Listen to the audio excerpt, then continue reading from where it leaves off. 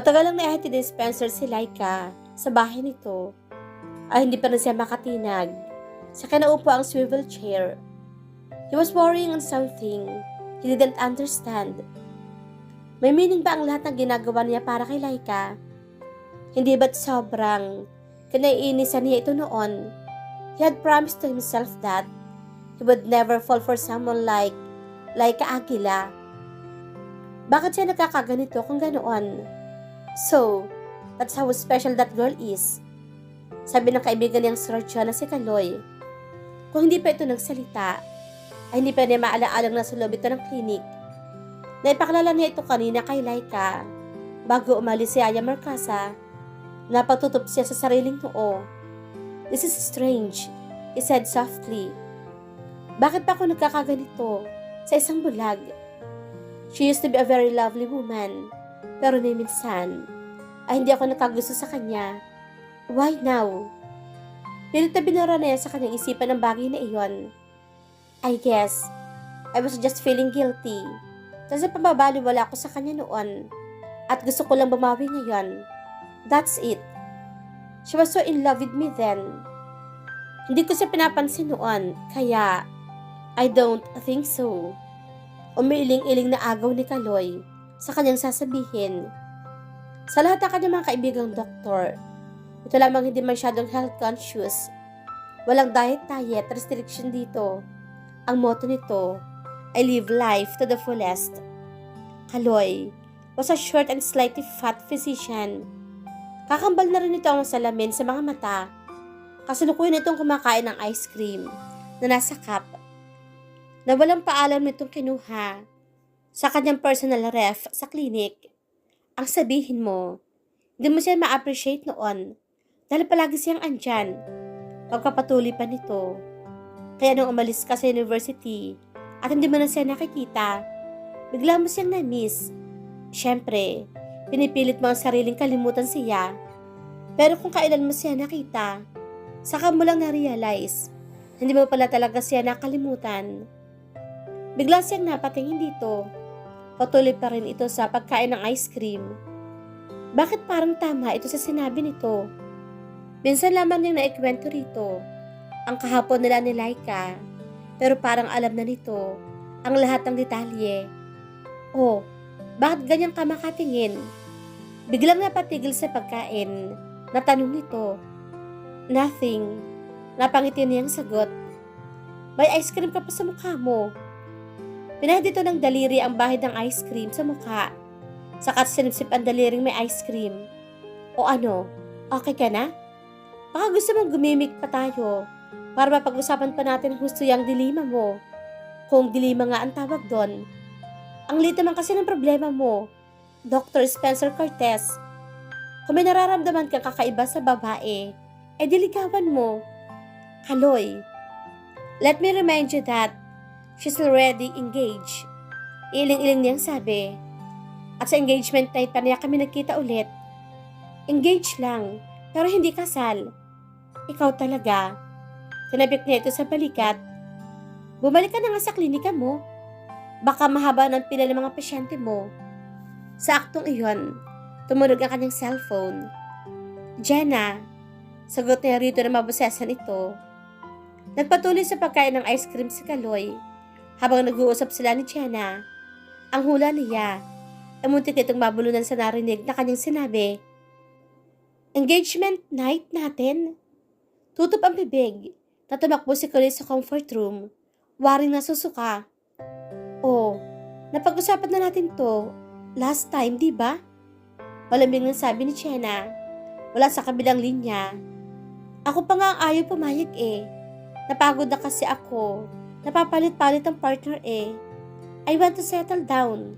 I guess you're the right man for me. Teka muna. Have you thought about it? Kaya nga sinasabi ko sa iyo eh. Sagot nito. Gusto ko na rin magka-baby. Basta, I'm going to throw an engagement party soon. But Jenna, busy daw na ang kanyang narinig sa kabilang linya.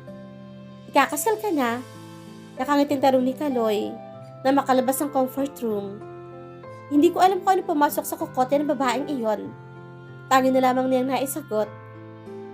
Tensyonado na si Laika na matagalan ng teller na nag-entertain sa kanya sa bangko kung saan may savings account siya.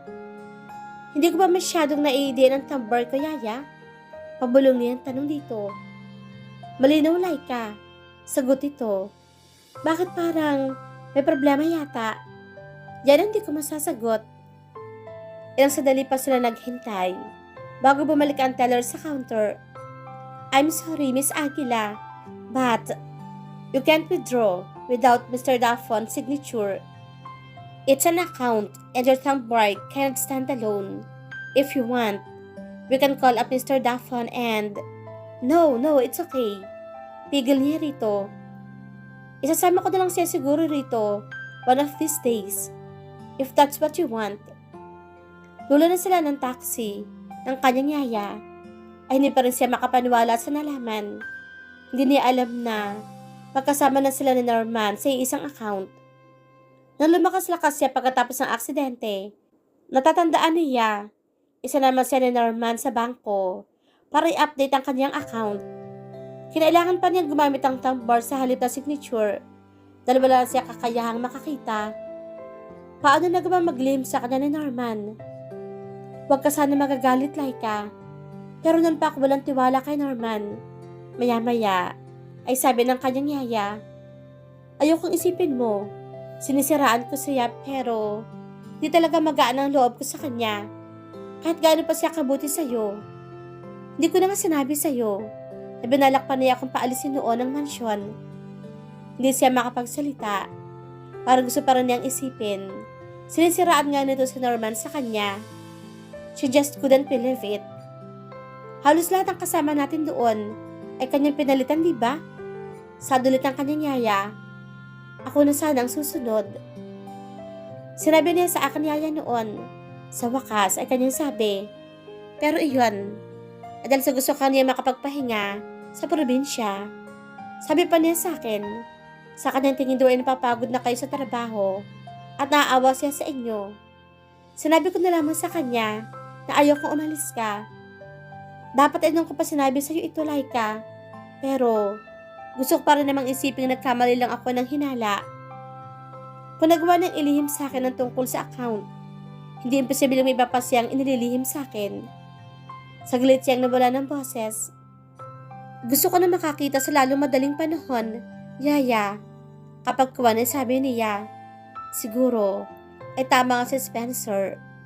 Para din ito sa aking sarili. Are you alright? Kung hindi pa inulit ni Norman ang tanong, ay hindi pa matatauhan si Laika. Kanina pa siya nag-iisip habang kumakain. Nang gabing iyon, ay sa kanilang bahay naghapunan si Norman. She wanted to tell him about a bank account, but decided not to. Baka mas makakabuti kung ililihim na muna niya dito ang natuklasan. I'm alright. Mahina niyang sabi. Kanina ka pa parang wala sa sarili mo. Inaantok lang siguro ako. Nagkaka-insomnia na kasi ako eh. But I'll pass. Ganito lamang talaga siguro ang nararamdaman ng mga ikakasal na. 3 months na lang, sweetheart. 3 months? Bigla siyang natigilan. Akala ko ba, next year pa? Nagbago ang isipan ko. Sagot ito. Simple lang naman kasi ang kasal na pinapangarap natin. Okay lang. Kahit walang gaanong preparation. Mas magandang small affair. Mas hindi nakakapagod yon. Parang bigla siyang natakot na makasal dito. Noon din. Ay parang gusto niyang sabihin, ayaw na niyang matuloy ang kasal. Hindi na niya narinig na nagsalita ulit si Norman. Nahalata ba nito na bigla siyang nagdadalawang isip na magpakasal dito? Parang gusto niya tuloy magpasalamat nang dumating ang isang kawakse para sabihin, may tawag siya sa telepono. Who might that be? May pagdududa sa tono ng boses ni Norman. Are you expecting a call? Hindi nito sinagot. Kinapa niya ang teleponong inaabot ng kawakse. Pagkatapos, ay nagpasama dito, patungo sa lanay. Hello. Sagot niya sa tumatawag. Laika, it's Spencer. Ano ito mula sa kabilang linya? Mahihimbigan sa tono ng boses ito ang excitement. Good news! I have found a donor. Really? Napangiti siya. Yes, Laika. Aksidenteng nabaril ang pasyente. She didn't make it to the hospital. Pasyente siya ng kaibigan kong doktor. Nakausap ko ng mga kamag-anak ng pasyente. Kabilin-bilin ng pala ng namatay. Na kung sakali, may mangyayari sa kanya. Gusto niyang i-donate ang kanyang mga mata sa nangangailangan. She's a very religious and generous person, Laika. Kilala ni Kaloy ang pamilya, kaya makakasiguro tayong perfect ang donor mo. Hindi na natin ito dapat pang patagalin. You have to go to the hospital as soon as possible. But, bigla siyang natigilan. Naamoy niya ang pabango ni Norman, kaya alam niya, nasa malapit lang ito. Wala na tayong oras, sabi ni Spencer, mula sa kabilang linya. Laika, who is it? Tanong ni Norman. Hindi na makasagot, di makagalaw sa kinatatayuan si Laika. Napakasulot siya ng basa na lamang. Hablutin ni Norman ang telepono mula sa kanya. Hello, malakas itong sabi. Hello. Ibinalik nito ang telepono sa kanya. Busy tone na ang kanyang narinig. Who was that, Laika? Malakas itong tanong. Si Dr. Cruz. Tukoy niya sa dating doktor na tumingin sa kanya. Nangungumusta lang. Hindi na raw kasi tayo bumabalik sa kanyang klinik. Hindi na tayo babalik doon. Sabi nito. Wala naman siyang magawa para ma-restore ang eyesight mo eh. Kung hindi pa tumunog ang cellphone nito, ay hindi pa ito didistansya sa kanya. Makalipas lamang ang ilang sandali, nakikipag-usap sa tumawag dito, ay bumalik ulit sa kanyang tabi. I have to go. Paalam nito sa kanya. May emergency dinner meeting ako. Humalik ito sa kanyang pisngi, bago tinawag ang kanyang yaya para ibili siya. Norman, maya-maya, ay tawag niya rito. Nakaalis na Laika. Sagot ang kanyang yaya. Aalis tayo. Bigla niyang sabi. Nakahanap na ng donor si Spencer para sa akin. Talaga? May himbigan ng kasiyahan sa tinig nito. Halika na po, yaya. Teka, pinigilan siya nito sa braso. Nasa garahe ang driver ni Norman. Gumawa tayo ng paraan. Isang oras na nakaraan at alumpihit na rin siya sa kinuupuan sa living room. Napaahon siya mula sa kinuupuan ng marinig ang boses ng kanyang yaya. Tulog na si Arnulfo. Pabulong nitong sabi. Epektiba ang sleeping pills na binili ko.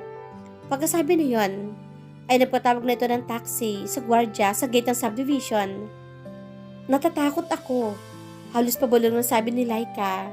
Nang nihanda ni Spencer ang para sa emergency eye operation. I'm here. Pinisil nito ang kanyang palad.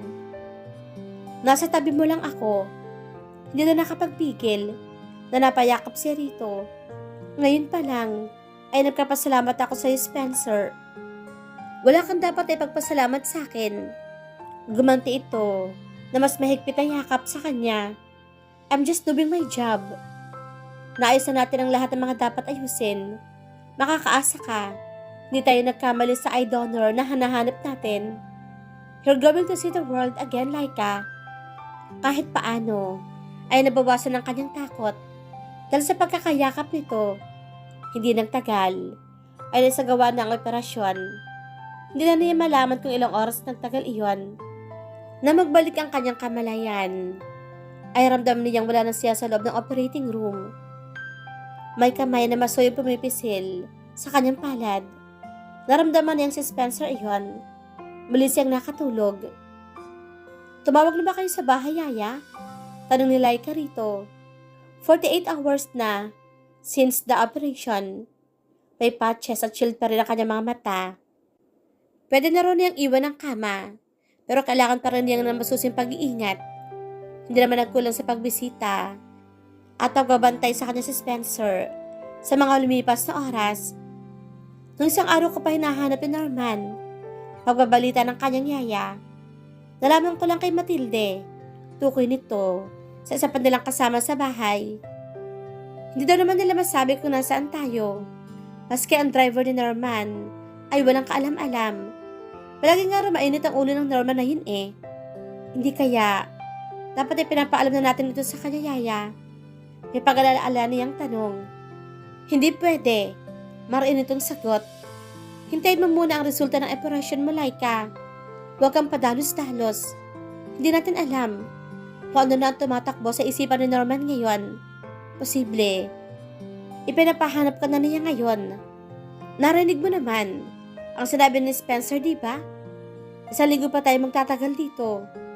Hindi ron niya pinapaalam sa kahit sino, maski sa kanyang girlfriend na nandito ka. May nahanda nga rin siya matutuloy natin paglabas natin dito. Bumangon siya at sumandal sa headboard. Kinakabahan pa rin po ako, Yaya. Magiging successful kaya ang operasyon? Makakita kaya ulit ako? Yan ang halos oras-oras kong pinagdarasal, Iha. Magtiwala ka sa kanya at kay Spencer. Hindi pa rin mabura sa kanyang agam-agam. Nag-alala pa rin siya maaaring maramdaman ni Norman kapag nalaman ito na nagsinungaling siya. Nagdududa siya. Pero hindi pa rin magawang makuhang magalit dito. Malaki pa rin naman kasi kanyang utang na loob sa binata. Oo, nandiyan na pala si Spencer. Imporma ng kanyang yaya na kanyang ikinakislot. Good morning, Yaya Marcasa. Good morning, Laika. Bate nito. Agad na sumili ang ngiti sa kanyang mga labi. Habang lumilipas ang oras, ay patindi ng patindi ang kanyang pananabik na masilayang muli ang mukha ni Spencer. Mangyayari kaya iyon? Sana. Do you know what I got for you? Tanong pa ni Spencer. Sa himig ng boses ito, ay parang nakangiti at masaya ito. What? A vase of beautiful flowers. Saglit siyang hindi nakahuma. Mga bulaklak. Pinapangarap niya noon. Mabigyan siya nito ng mga bulaklak. Ngunit nagkahiwalay lamang sila na hindi nangyari iyon. Red and white roses plus baby's breath. I love those. Hindi napigilan niyang sabi. Miss na miss ko na ang itsura nila, Spencer. You'll see the beauty of everything soon. He gently pressed her hand. Bakit? Kailangang itara mo pa kami ni Yaya Marcasa sa bahay mo? Hindi nakatiis niyang tanong. Kung dumiretso na kaya kami sa bahay, paglabas namin dito. Handa ka na bang malaman ni Norman ang totoo? Hindi siya nakaimik. Hindi ko alam kung magiging handa ako. Maya-maya ay kanyang sabi. You need time to think, Laika. May rest house ako sa Tagaytay. Jenna hasn't been there. Mas makakapagpahinga ka roon. Thank you so much again. Napangiti niyang sabi. It's nothing. Napakasulot siya ng maramdaman. May lumapat sa kanya mga labi. Mainit, malambot, matamis. Hinalikan ba siya nito? Spencer, what's that? Hindi nakatiis niyang tanong. Nothing. Sa himig ng boses ito ay parang natatawa. Deep inside her ay nag-uumapaw ang kilig sa kanyang puso.